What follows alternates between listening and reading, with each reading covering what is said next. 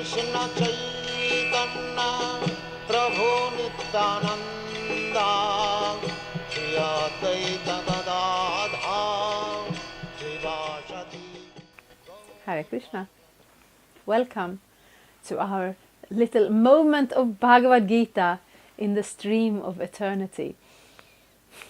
My name is Latika and I like the Bhagavad-gita. I'm reading Bhagavad-gita as it is, translated and commented by His Divine Grace A.C. Bhaktivedanta Swami Prabhupada, because we are in great need of spiritual life in this time. I will read text 70. It's in the second chapter, very much towards the end. Contents of the Gita summarized. Apuryamanam achala pratishtang samudramapa pravishanti yadvat tadvat kamayang pravishanti sarve nashantim apnoti nakama kami. A person who is not disturbed by the incessant flow of desires that enters like rivers into the ocean, which is ever being filled but is always still, can alone achieve peace, and not the man who strives to satisfy such desires. Purport: although the vast ocean is always filled with water, it is always, especially during the rainy season, being filled with much more water. But the ocean remains the same, steady. It is not agitated, nor does it cross beyond the limit of its brink. That is also true of a person fixed in Krishna consciousness. As long as one has the material body, the demands of the body for sense gratification will continue. The devotee, however, is not disturbed by such desires because of his fullness. A Krishna conscious man is not in need of anything, because the Lord fulfills all his material necessities. Therefore he is like the ocean, always full in himself. Desires may come to him like the waters of the rivers that flow into the ocean, but he is steady in his activities, and he is not even slightly disturbed by desires for sense gratification. That is the proof of a Krishna conscious man, one who has lost all inclination for material sense gratification, although the desires are present. Because he remains satisfied in the transcendental loving service of the Lord, he can remain steady like the ocean, and therefore enjoy full peace. Others, however, who want to fulfill desires even up to the limit of liberation, what to speak of material success, never attain peace. Fruitive workers, the salvationists, and also the yogis who are after mystic powers are all unhappy because of unfulfilled desires. But a person in Krishna consciousness is happy in the service of the Lord, and he has no desires to be fulfilled. In fact, he does not even desire liberation from the so-called material bondage. The devotee of Krishna has no material desires, and therefore they are in perfect peace. This is a very beautiful picture, this ocean. It's constantly being filled, and still it remains still. And it's full in and of itself, and it does not become disturbed. So it's an interesting parallel to a person. A person in full Krishna consciousness is a little mystical like that. The ocean is a little mystical. How does an ocean even work? All the water goes there, and then the clouds go up from it, and they flow over the land and rain wherever there is a need, and then the water runs back down in the rivers and it comes back to the ocean. Actually, water is mysterious. We cannot explain water materially. If you study physics, all the other elements, you have a liquid, and if it gets warm it becomes a gas, and if it becomes cold it becomes I don't have terminology for this, but it becomes hard, it becomes fixed, it stops being a liquid. And then it has its highest density when it's at its coldest, and it has its lowest density when it's at its warmest. Water, though, has its highest density at 4 degrees Celsius plus. If it gets colder, it becomes fluffy again. The ice is full of air, and it is less heavy. It floats on top of the water. water doesn't follow those regular rules because water is mysterious. The ocean is mysterious. And a Krishna conscious person is mysterious because he's not limited by this material situation. Even here we see a person who is in a material body. This body will constantly produce desires. They will come one after another. I have a vivid memory of when I got engaged.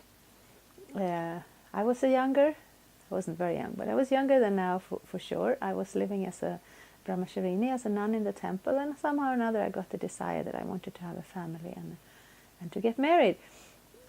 And because we are living in the temples, we have some nuns and we have some monks, and we don't hang out and look at each other with the intent of getting married, because then the whole atmosphere of peaceful temple life would be destroyed. So I spoke to some friends and they were going to introduce me to another person.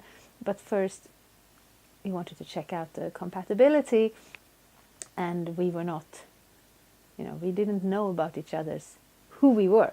And then we did get introduced, and then we did get to meet, and then we did get to step by step. And at every step I thought, yeah, it'd be interesting if I could maybe meet this person. And I thought, it'd be interested if we could move in together. I'd be interested if the next step could happen. But every next step, there was always another next step. I would like to have children. I would like to have this and that. Desires, they never end. For the body also, like I would like to eat, I would like to sleep. And the next day, I will have to eat again. The desire doesn't go away. So a Krishna conscious person structures the life in such a way that we do eat. Definitely we do eat. Come to a Krishna temple and you will see eating at its best. We sleep maybe a little different because we're supposedly getting up much earlier in the morning and then taking rest earlier at night. We do these things. But so many impulses, they are not really important. They come up. Oh, when I was young, I used to do that thing. What about that thing? And I'm like, no, that thing, it's not interesting to me. The desire may come up, but it's not important. It's not, how to say, it doesn't carry any weight. Because especially a person who is full in Krishna consciousness, there is an expression that says it's Atmarama. And Krishna is Atmarama, he's satisfied in it within himself. But a person who is fully realized in his Krishna consciousness, in her Krishna consciousness, is also fully self-satisfied, because satisfaction comes from within. It comes from the soul. And when the soul is connected to Krishna, it may look like that person has a family, goes to work, goes to bed at night, clothes wear out, you have to buy new clothes. Food, you cook some food and everybody eats it, and you have to wash the pots and cook the food again. It looks very similar to ordinary life, but because there is that connection to Krishna, because there is that focus, because there is that level of absorption within the heart, that life is not limited by the material experience anymore, because we're connected to the full whole of Krishna, who is the origin of all the universes, who has his own spiritual abode with endless spiritual persons. Even the trees are wish-fulfilling trees, even the stones are also fulfilling your desires. And every word is a song, and every step is a dance. And it's simply another dimension. And it's a dimension where we have our actual real home. And with such an understanding, some desire comes up. Don't you remember a long time ago you used to do this and that? Yes, and I gave it up for a good reason. The impulse may come there, but it doesn't have any hooks. Like sometimes we hear the example of a snake, a poisonous snake. It's very dangerous. But if apparently they do this, they remove the teeth, and then the snake doesn't have any poison anymore. So he looks very scary, but he doesn't have any effect. So to a fully realized Krishna conscious person, it's like that. The desires may show up, but they don't have any roots in the heart, because the heart is full of Krishna. And then there is some peace. On the other hand, if you have a person who thinks that his freedom and his goal in life is to do whatever he wants whenever he wants to, and these desires, they will come and they will come and they will come, and there will be no there will be no framework, there will be no limitations.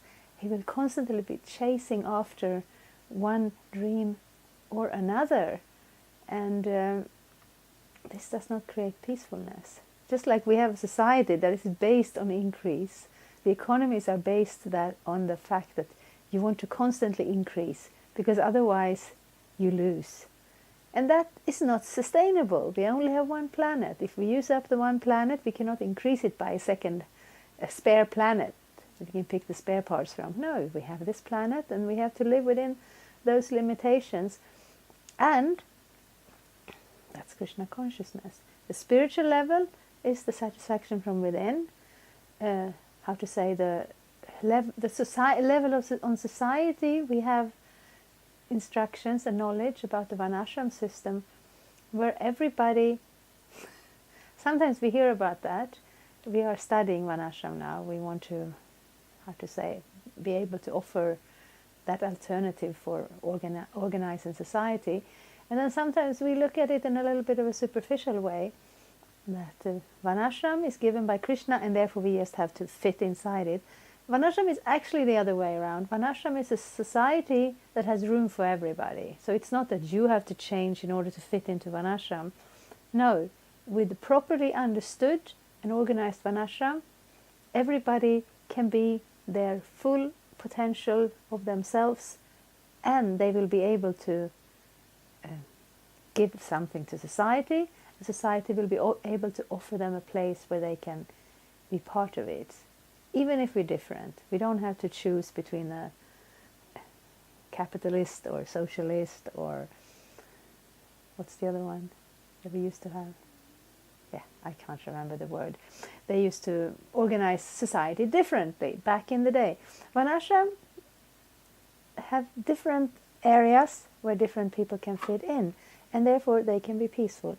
Not by constantly increasing and creating artificial demands and saying freedom is having 50 different types of toothpaste to choose between. That's not freedom.